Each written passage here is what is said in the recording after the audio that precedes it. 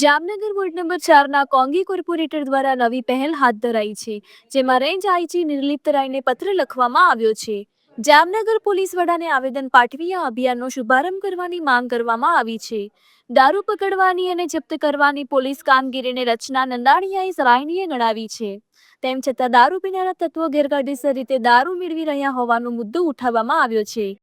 દારૂના કારણે ઘર કંકાસ અને સામાજિક સમસ્યાઓ વધતી હોવાની ચિંતા વ્યક્ત કરવામાં આવી છે. દારૂ પીનારા લોકો પોતે બીમાર બને છે અને પોતાના પરિવારને પણ દુખી કરે છે. આવા તત્વો સામે કાયદેસરની કાર્યવાહી કરવાની માંગ કરવામાં આવી છે.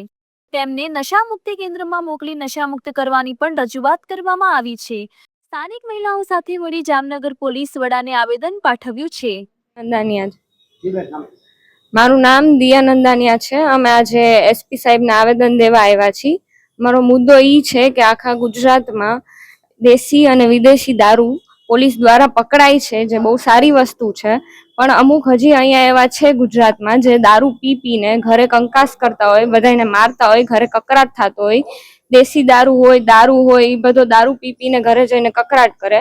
તો અમારી અહીંયા એવું માંગ છે કે પોલીસ સુરક્ષા સેતુ યોજનાની અંડરમાં અહીંયા જે આયુર્વેદિક યુનિવર્સિટી છે એની અંદર એક રિહાબ સેન્ટર ખોલાવે, જેમાં પોલીસ દ્વારા જેવા લોકોને પકડી અને પોલીસને સેન્ટરમાં લઈ જાય એ લોકોને, અને ત્યાં એ લોકોને મેડિકેશન દ્વારા, મનોવૈજ્ઞાનિક ડોક્ટર્સ દ્વારા એ લોકોની ટ્રીટમેન્ટ કરાવે, જેથી જે લોકોના ઘરમાં આ બધા વસ્તુઓના લીધે કંકાસ થતો હોય એ ભલે 100% નહીં તો 25% રિઝલ્ટ આવે.